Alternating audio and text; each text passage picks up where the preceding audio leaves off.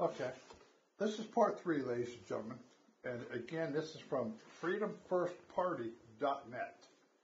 freedomfirstparty.net. You can get into the mainstream and sit here and download and listen. Where we left off was where we was talking about Congressman McFadden talking about the credit of the people.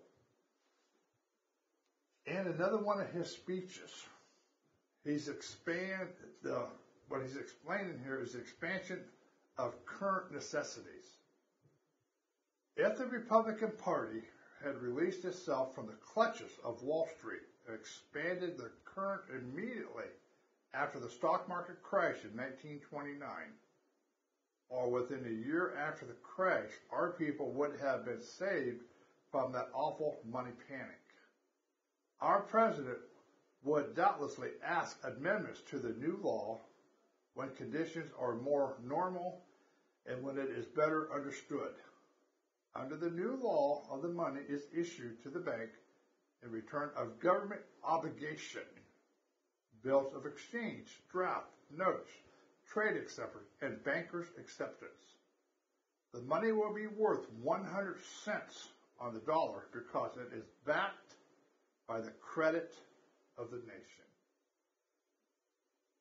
In part 2, we sit here and showed you, and I'll bring it back up, where Lindbergh sit here and talked under Section 12 that during the Civil War, the government of the United States issued money commonly known as greenbacks, the same being issued upon the credit of the people of the nation. And down here it says, upon the credit of the people of the United States. McFadden sat here and explained under the Scottish distiller and the bootlegger, while we are attempting to enforce prohibition, here the Federal Reserve Board and the Federal Reserve banks are financing the distillers' business in Europe and are paying bootleggers with bills with the public credit of the United States. You see how they're coming back in and using the word credit of the United States? This is why, with what McFadden was sitting here talking about, the credit of the nation. Ladies and gentlemen, you and I are the credit line.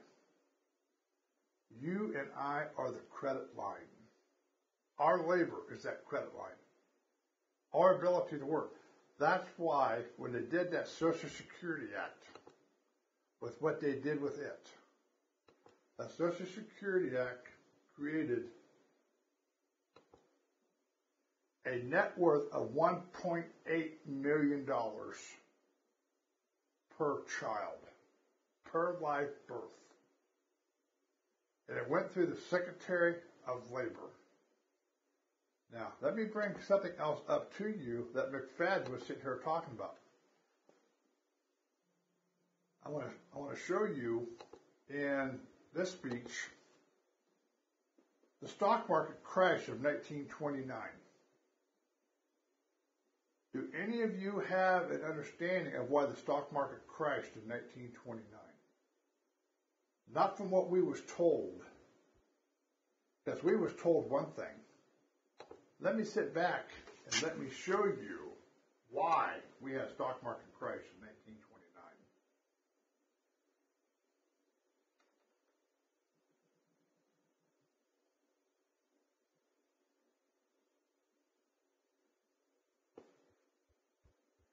Down here in the bottom corner.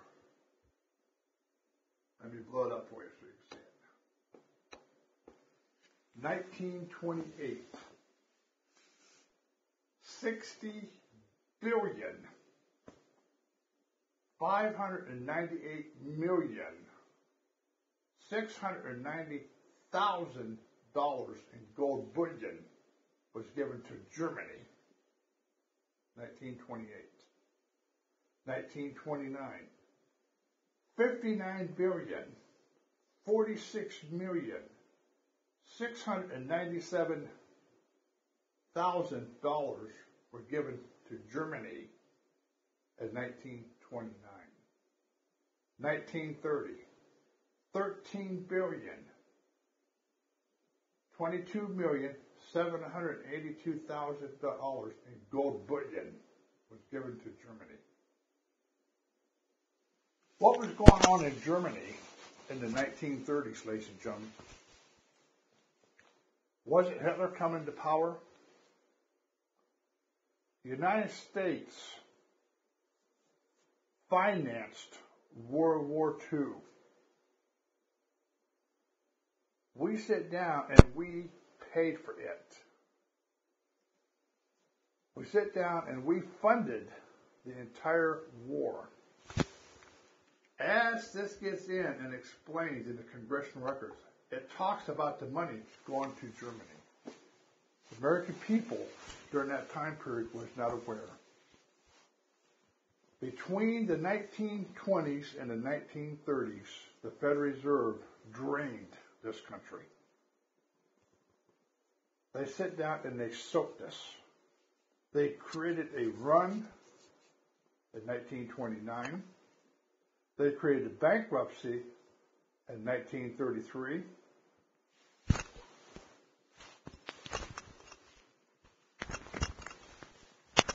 Sorry about that. Will it be okay?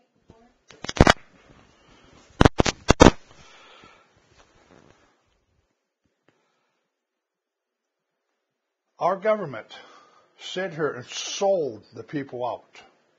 The bankers, the bar association, the lawyers, the judges sold this country out. This violates the Alien Registration Act of 1940. This goes back in what we showed you under Title 36, United States Code, under 705 chapter and section 705.03 of membership, that they cannot advocate the overthrow of the United States government. They cannot create subversive activities against the United States. But yet, it is the very bar association and the bankers that's creating the problem. Ladies and gentlemen, this isn't some wild imagination. I'm sitting here showing you in Congressional Records, this is part of history. This is what's been locked up in the archives. Of course, it's public record. But who knew what to go look for? Who knew where to go find this?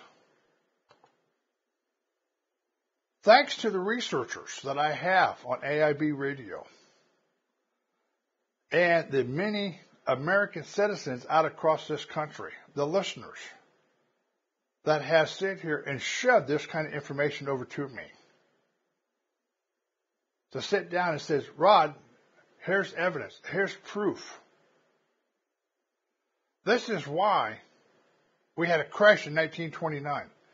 This is why the government came in and told the people, we need all your gold to cover the banks. Why? Sit back and do the math of how much was handed out in gold bullion over to these people. How much was handed out? How much was given? Sit back and do a rough count between 60 and 58 and 13 billion, and that doesn't include the numbers in between. You've got close to 130, 140 billion dollars in gold bullion being shipped out of this country overseas. And they want to come back and they want to hold us accountable. Going back into what McFadden was sitting here explaining, and this is the other thing that has created the problem here with what McFadden was sitting here explaining. Let me get back into expansion of currency necessity. If the Republican Party had released itself from the clutches of Wall Street and expanded their currency immediately after the stock market crash in 1929, now you know why we had a crash in 1929. You people were never aware of this. Now you are. or within a year after the crash, our people would have been saved from the awful money panic. Ladies and gentlemen, the Federal Reserve created the panic. This is why Congressman McFadden, tried to do an impeachment and bring charges against the Federal Reserve. This is why they eliminated him, because he was exposing it. Our president would doubtlessly ask amendments to this new law when conditions are more normal and when it was better understood. What do you need to understand that you turn around and you hand it over close to $140 billion to a private credit union that is even not part of this country, that is an international banking system, and still is an international banking system, and you gave them our wealth, and now you turn the people into slaves through the Federal Reserve Act of 1935, or through the Social Security Act of 1935, through the Alien Registration Act, you made us have to have birth certificates and footprints so you could prove that we were alive, so we could be used as collateral to cover the expenses of this country. As you go down through these congressional records, then it sits here and explains. The money so issued will not have 1 penny's worth of gold coverage behind it. Wait a minute. The money so issued will not have 1 penny's worth of gold coverage behind it. Not so much as a penny's worth of gold. This is what McFadden was sitting here saying. This is not money. This is a mere promise to pay. And ladies and gentlemen, you and I have been swindled. Continue. We do not need gold to back our internal currency. Internal currency. We only need gold to settle our balances with foreign countries. Our people do not actually use gold as a medium of exchange. Not anymore, we don't. We used to. Remember the old cowboy movies? Flip up a gold piece, flip up a silver piece.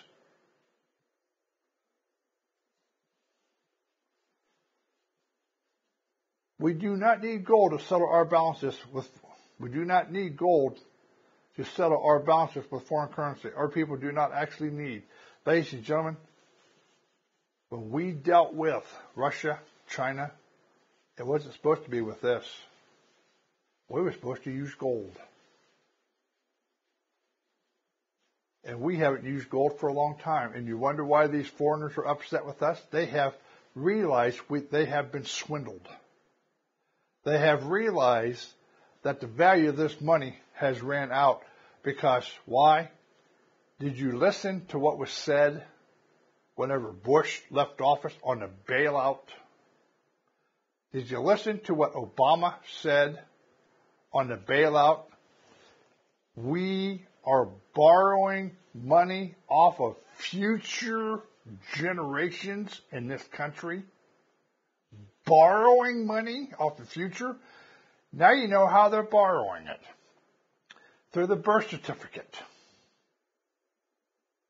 Because they put a set value.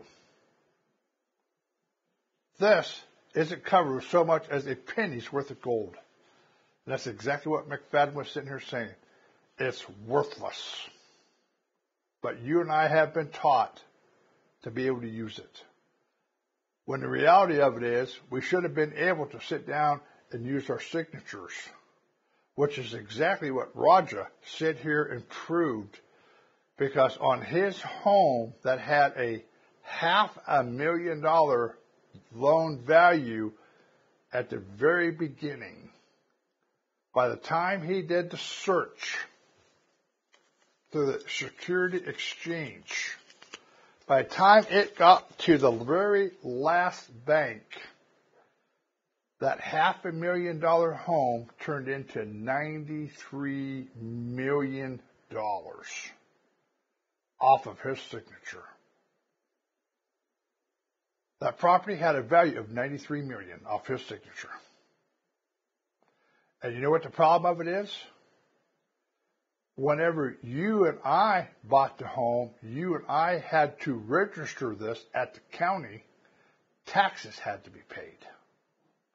The county had to get their share out of this whenever we bought it. Whenever the banks dealt with their own, the county did not get a dime. Every time they sold that note, every time they passed that note off, there was never any taxes put on, and it was never recorded at the county. Now you stop to think about what I'm sitting here telling you. You want to think about the swindling that's going on in this country, and you wonder why we got a public debt? Here's the reason why we got a public debt. Their side's not paying the bill. Their side is not sitting down and discharging the debt. This is the biggest scam that's been ran on the American people. Now, I want to sit back and we brought you up about the Federal Reserve Act, 1913. We laid out the state of emergency, 1933. We've laid out the Social Security Act of 1935. We've also laid out the Alien Registration Act of 1940. Now, let me bring something else up to you. It's like I showed you under the Public Law 148 Stat 1, that state of emergency. They brought us in under the Trading with the Enemy Act. They brought us in, and let me show you the Trading with the Enemy Act on this.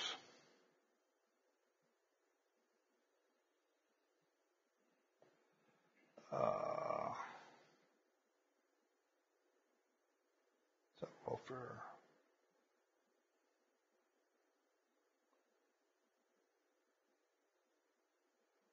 That's the 1940 Alien Registration Act.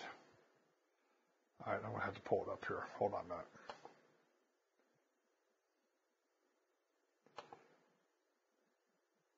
Like I told you people, there's not a silver bullet to any of this, ladies and gentlemen. I wish there was. I wish there was a way to sit down and say, okay, here is the one solution to the problem. Here is the one thing that you need more than anything that would fix the problem. Again, the statute at large, April 1917.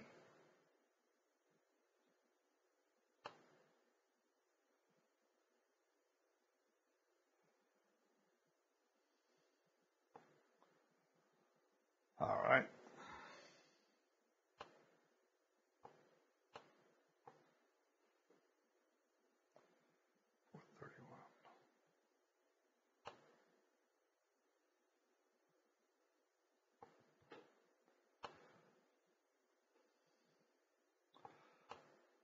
This is what's beauty about Congress.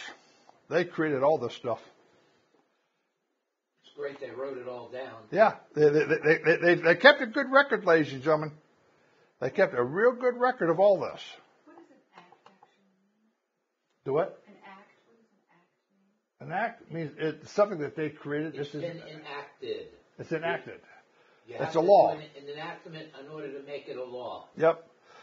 On Chapter 106, an act to define regulation and punishment trading with the enemy and for other purposes.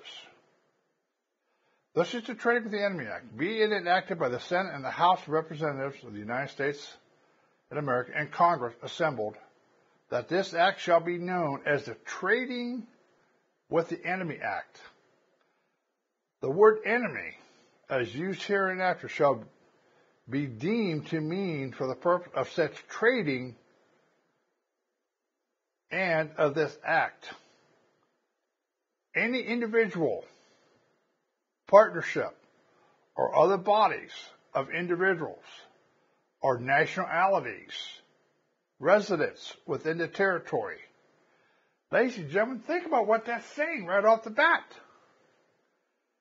And this is before they implemented it to us.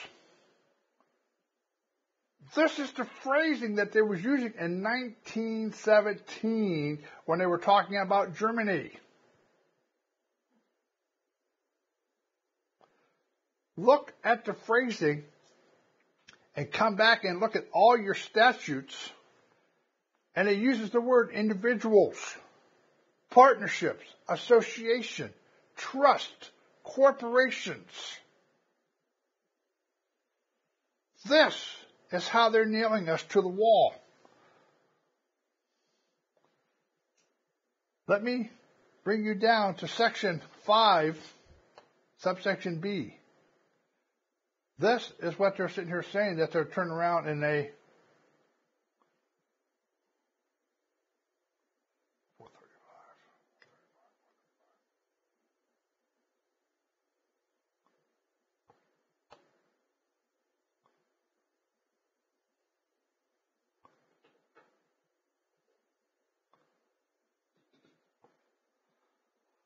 all right.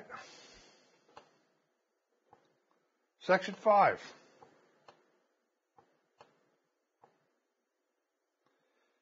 The President, if he shall find it compatible with the safety of the United States and with the successful prosecution of the war, may by proclamation suspend the provisions of this act so far as they apply to any ally of enemies, and he may revoke the renewal of such suspension from time to time. And the President may grant licenses,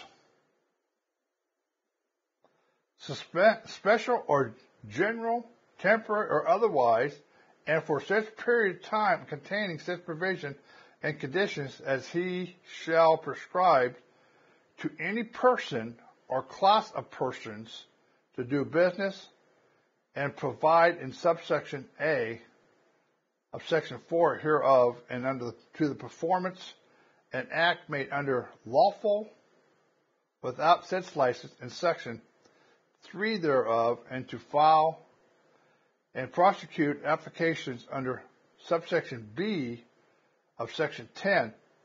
Ladies and gentlemen, they're going through and they're laying all this stuff out. But what we're looking at is section B. All this gives him the ability to come back in and do what he's doing in section B. The President may investigate, regulate, and prohibit under such rules and regulations as he may prescribe by means of license or otherwise any transfer of foreign exchange, export, earmark of gold, or does any of this sound familiar with the state of emergency clause? What I just read to you, any of this sound familiar at all, ladies and gentlemen? Other credit relating solely to the transaction to be executed wholly within the United States, and transfer of evidence of indebtedness or of ownership of property, your homes, your cars, your children, your marriage. You're registering yourself to the state. Your child's registered to the state. Your car's registered to the state. You're sitting here, your home's registered to the state. This is where they're getting it from, ladies and gentlemen. This is the historical side. This is what we lack knowledge in. This is why it is so significant. This is where they brought you and I in as an enemy of the state. This is how they did it to us. A lot of the movements out here talked about it. None of the movements could sit here and prove it. If they could prove it, they didn't want to. We're doing these videos, and as many as we can get to break this thing down in our segments, because it's going to take you time to sit back and comprehend all of this. It's going to take you time to sit back and realize just how much they did to us and how bad they did it to us. And remember, when you walk into the courtroom and you sit before that judge and that prosecutor and that attorney that you got on your right side of you, he's part of this. They're the ones that wrote this stuff up. They're the ones that sit here, have full knowledge of how they're dragging you in. Any criminal charges against you comes under Title 50. It comes under War and National Defense. Let me bring this up and let me sit here and show you what we're talking about. Okay, United States Code. That's the Constitution. Okay.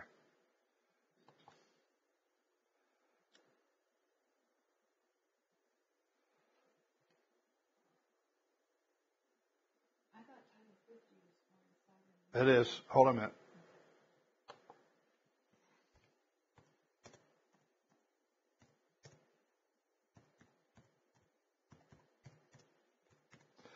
United States Code, Title 50, Section 23.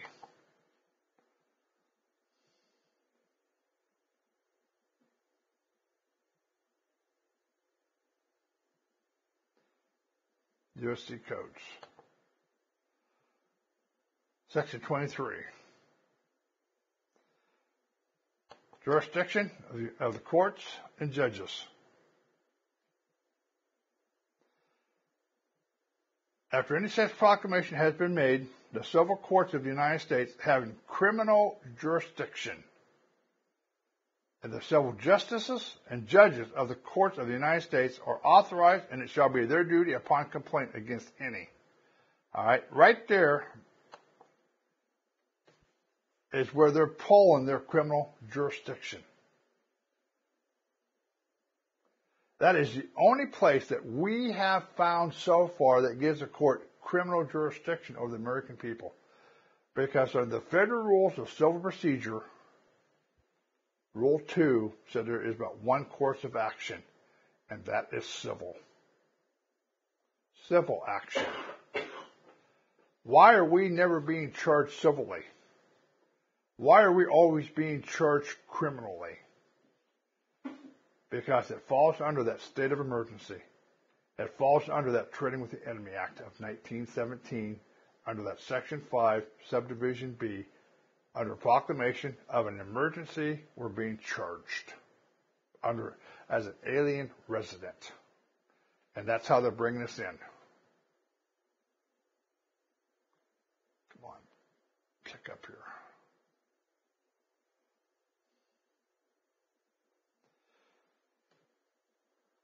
All right, let me show you exactly what we're talking about. After any such proclamation has been made, the civil courts of the United States having criminal jurisdiction, and the civil justices and judges of the courts of the United States are authorized, and it shall be their duty upon a complaint against any alien enemy resident. Remember what we sit here and talked about under the state of emergency? Is that the president gave agencies the authority over us? It's the agencies that's bringing claims in. It is the agencies that's filing a complaint. We're being drawn into a military court under Title 50. Title 50.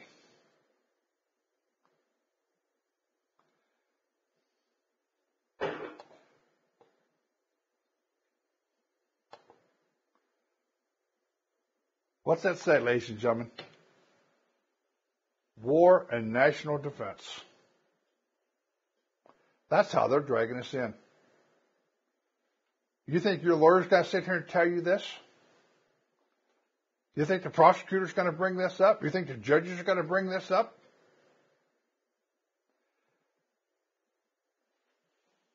Legal Information Institute. LII.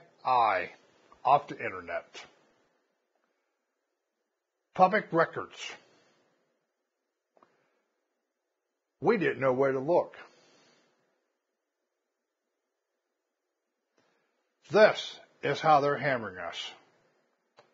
This is how they're getting away with it. You and I fall under Chapter 3. Alien enemy. I don't have to make this stuff up, ladies and gentlemen. Why should I make it up when the book is so much better to read? And it's so much more realistic. Because after all, it's the lawyers that wrote this. It's the Bar Association that wrote this. It wasn't John Q. Public. It wasn't the militia. It wasn't the Patriot movement. It was the Bar Association that wrote this stuff up. It's your judges. It's your lawyers. And they want to sit down and say it's unintelligible, uncomprehendable. You're absolutely right. It is uncomprehendable. They are the ones that did this to us. This is what is so unique about the way I teach and what we're bringing up, is we're actually walking back into their books, their copyrighted books. Because if you go out and get it, it says copyrighted. So that means that you and I did not write this. That means that they did. They wrote it. This is the significance of being able to come back in and walk you people through this, of how they did it to us. You're getting an idea that this is not something that just happened within the last 10, 15, 20 years. This has been out since 1867. USC codes were passed on December 7th, 1925. If you can find it in the statutes at large, because if you check the previous statutes, it stops on March 4th, 1925, and the statutes at large after that picks up on December 16th, 1925. But on June 30th of 1926, Congress authorized them to publish what has never been passed into law.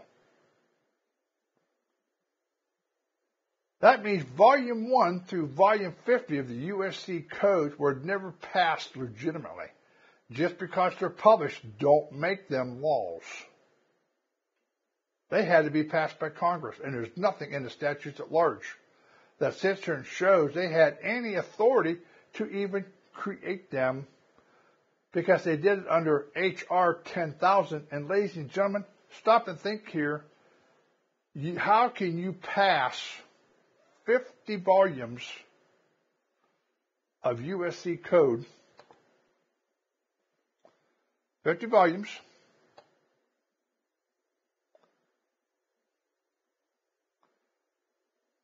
of USC codes in one House bill under one topic, under one subject matter? It's impossible. This is the fraud that has been perpetrated. A lot of you people want to sit back and you want to make the issue about Title 18. Why stop at Title 18? Why not go through 1 through 50? 1 through 51 now. Now we got 51, National and Commercial Space Program. The problem of it is this.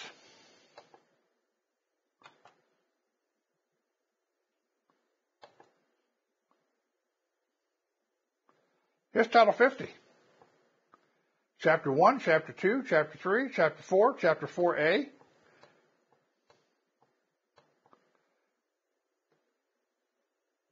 Down to Chapter 43. How could there not be a conflict in writing this stuff out? But see, we was never supposed to have been able to figure this out. This is why when you ask for a declaratory judgment for a judge to validate the USC codes, they really hesitate, because the moment they do, they hang themselves. Why? Because the moment they admit that they're legitimate, then that means they have to come in compliance with their own judgment. That means that attorney now has to come in compliance. That means that prosecutor now has to come in compliance with all of this. And you remember what we said here and brought up about the Bar Association?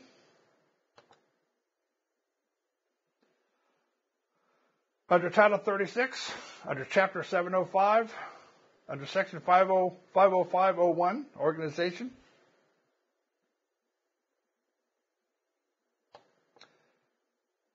Domicile in the District of Columbia. But it is a corporation.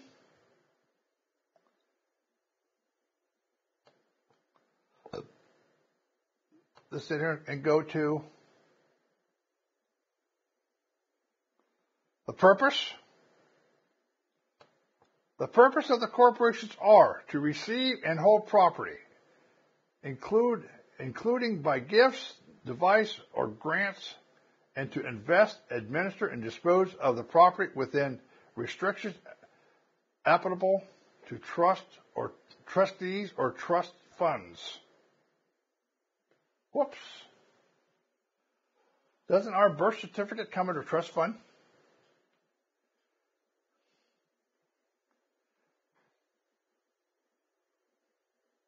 To apply its income and other parts of principal exclusively to education, charitable, scientific, and literary purposes? What a joke! These are their laws. These are their rules. These are their regulations. Show me where any attorney in a courtroom is following any of this.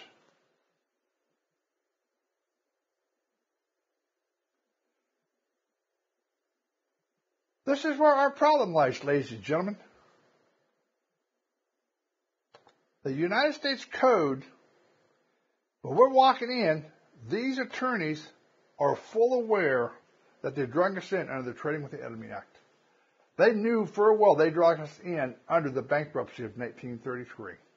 They know that there's a price tag to the Social Security Act. They know through that alien registration that we had net worth.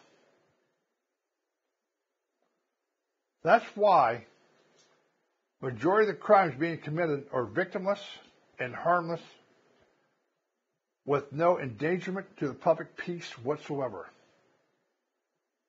They're in here for one reason: to steal, pillage, and plunder. Now, let's get into the other side of this coin. Let's get into what we're sitting here talking about on the fact let's get into CFR, because I tell you what, well, let's get into Title 8 first while we're here. Title 8.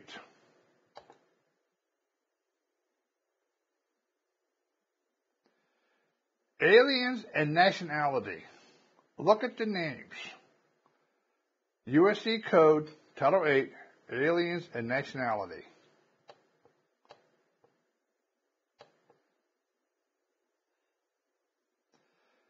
Immigration and nationality.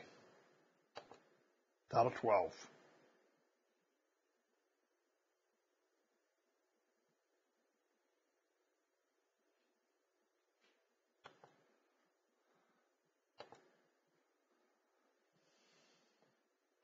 That's what we're going to get into is 1481.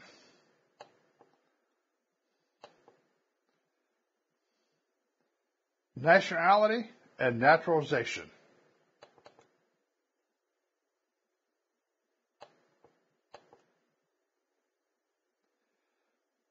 Loss of nationality.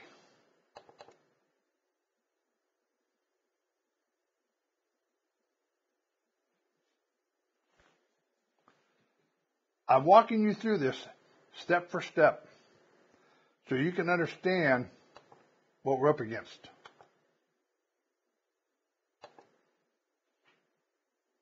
I noticed the Cooley train. Do what? The Cooley train. Yeah. All this is written in their books, ladies and gentlemen. John Q. Public, you and I did not write any of this. This all had to go through legislation. It all had to go through the Bar Association. It all had to go through the printing office would turn around and had to be supervised by lawyers to make sure they're doing their job right. Section 1481, loss of nationality by natural born or naturalized citizens, voluntarily actions, burden of proof of presumption.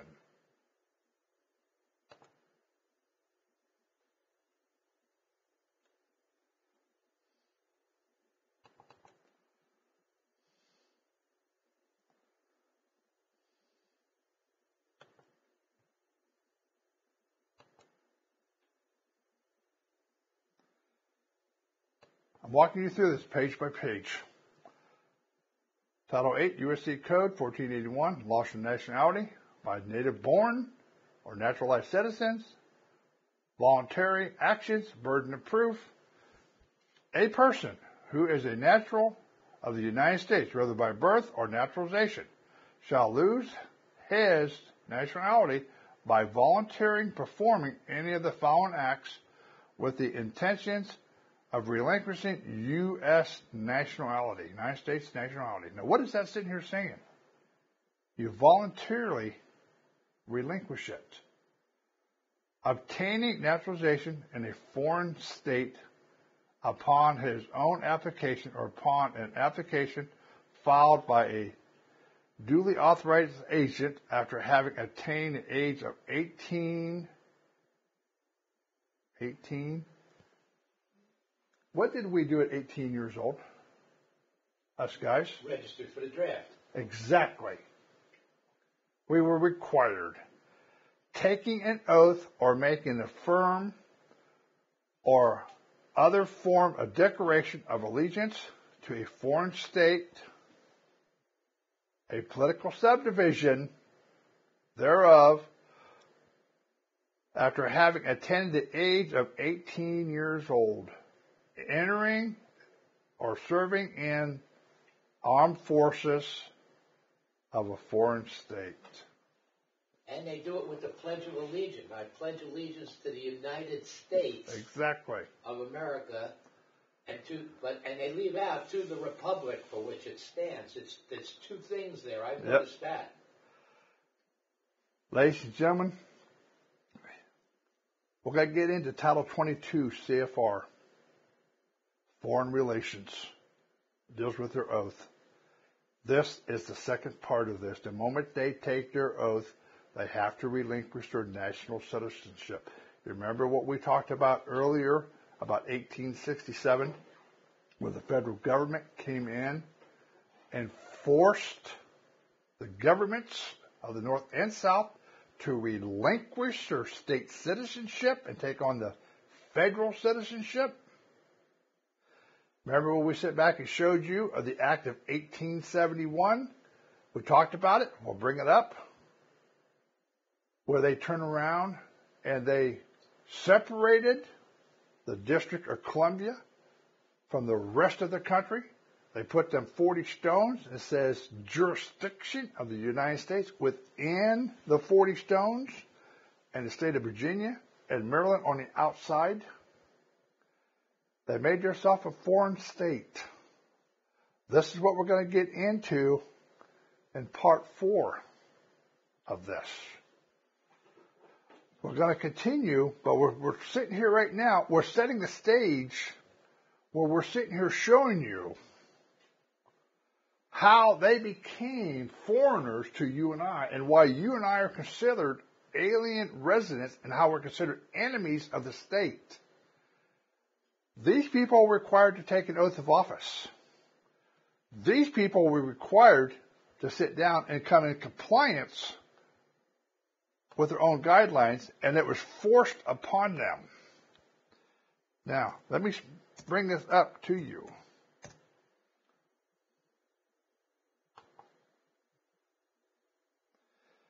There's a lot of information here.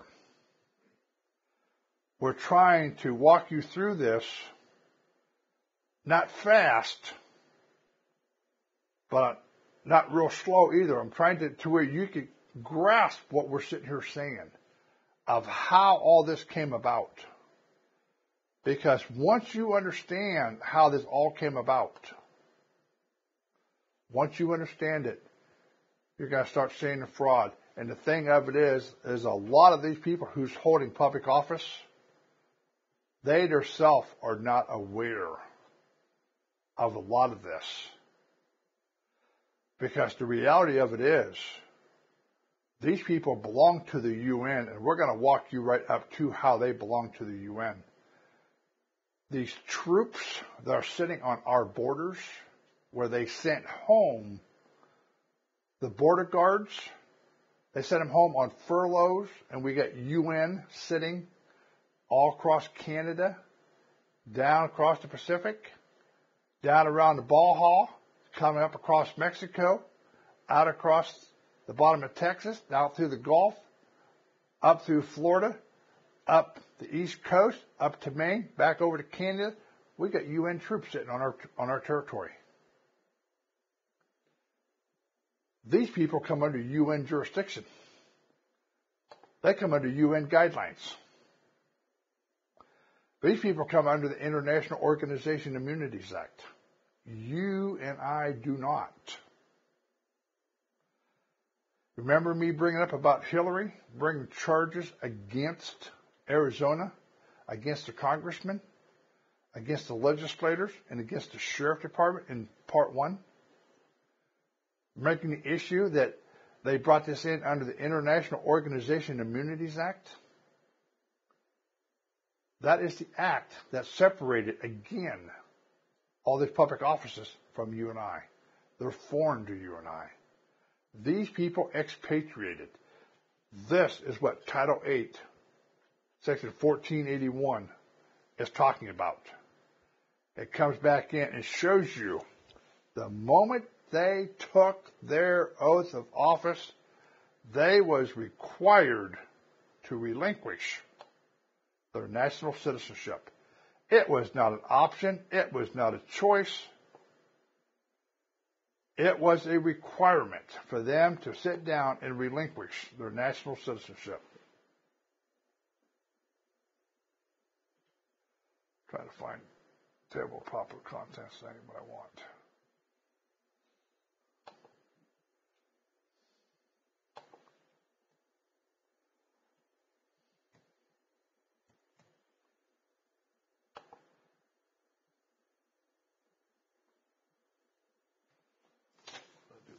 Connection.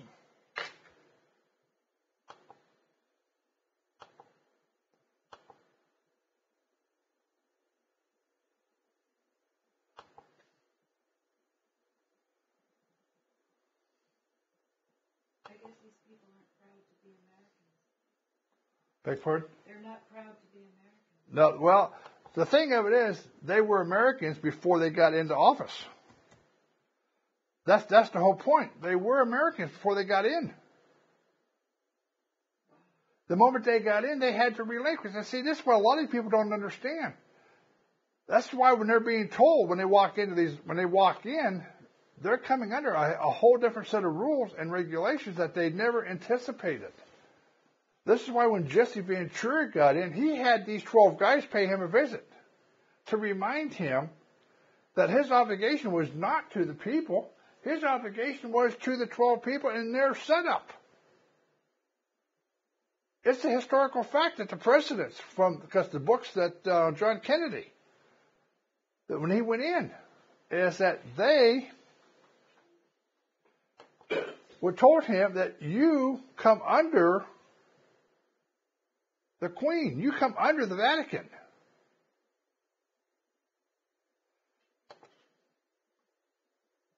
You don't come under the people.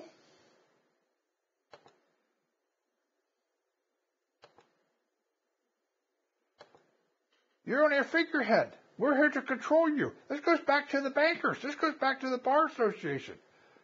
And what was Kennedy trying to do? Kennedy was trying to get rid of the Federal Reserve as well. And what did they do to him? They assassinated him. There has been numbers of presidents, about 4 or 5, that have went up against the Federal Reserve since Abraham Lincoln. And they took him out. They literally took them out. They assassinated them. That is Congressional Record. It's history. Well, the Congressional Record doesn't say they assassinated him. Go right back in. Exactly. Go back and check history. The Congressional Record says. Well, all right. Let me rephrase that. It's not in Congress didn't come out and say they assassinated him, but our own history. 62, I was in school. We watched John F. Kennedy go downtown Dallas and get shot. That is part of this country's history. It is in other books. Abraham Lincoln got shot by who in the theater? John Wilkes Booth. There has been several other presidents, and every one of these presidents went against the Federal Reserve. Every single one of them went against the Federal Reserve. Every single one of them got shot. It wasn't called the Federal Reserve whenever Abraham Lincoln was in, but it was still the national bankers. We're dealing with a lot bigger issue here than a lot of people want to comprehend. And the thing of it is, think about this, people. We've got organizations that's been around for thousands and thousands and thousands of years, and they keep bringing members. Every member, they keep records of what was done in previous years to move the people. All they do is keep putting the same people in these offices to make sure everything keeps moving right on their side of the fence. That's all they have to do is keep putting people in. You and I are born, and we come in and out of life. These people are born, they come in and out, but they have a history. They have a record.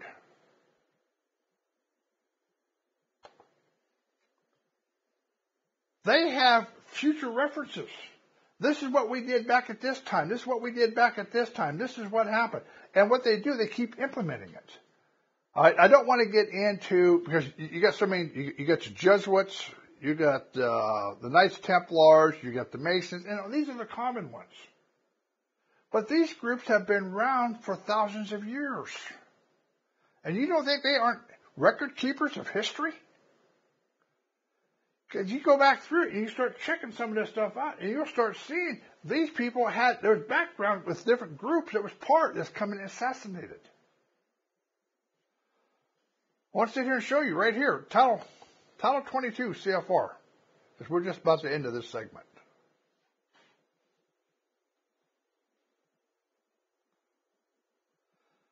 Title 22 says foreign relations.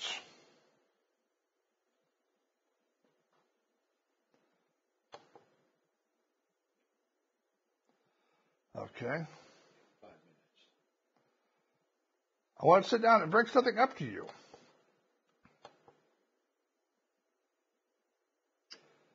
Legal and related services.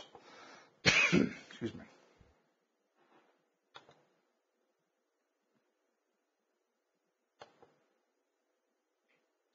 This gets into the oath of office. How the oath of office is required to be done. It sits here and shows the person who gave the oath has to sign. The person who takes the oath has to sign. It has to be notarized by a jurat, which is a notary. There has to be 3 signatures on this.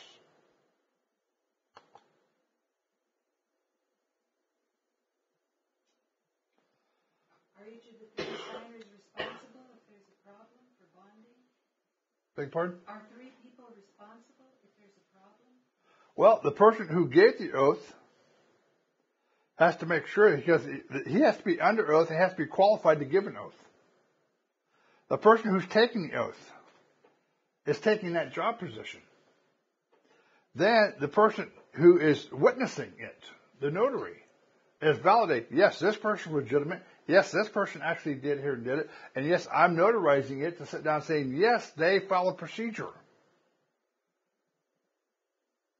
So the person who actually took the oath is actually the one who's actually accountable, because he's the one that took the job. He's the one who's in breach of all this.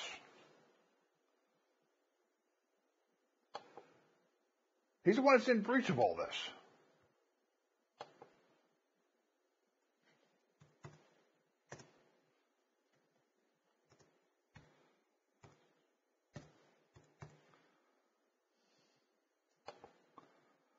See if I can get up this way. But see, ladies and gentlemen, it's a history here. We went through the Federal Reserve Act, State of Emergency, Social Security Act, and the Alien Registration Act. We went back and we're covering the alien side of this on their side. And everything and how they are foreigners. We're going to go back in, okay. We're going to go back in on the next episode, and I'm going to bring you in the 1867 document. We're going to bring in the 1871. We're going to bring in the International Organization Immunities Act.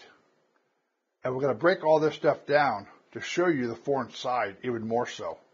Ladies and gentlemen, you and I are not the ones that expatriated. These people relinquished their national citizenship voluntarily.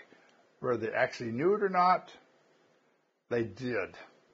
Those of us who was in the military did not understand it.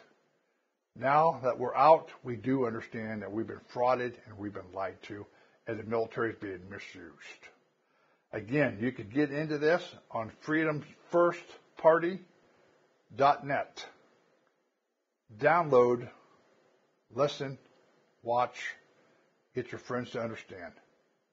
Thank you with what we're doing.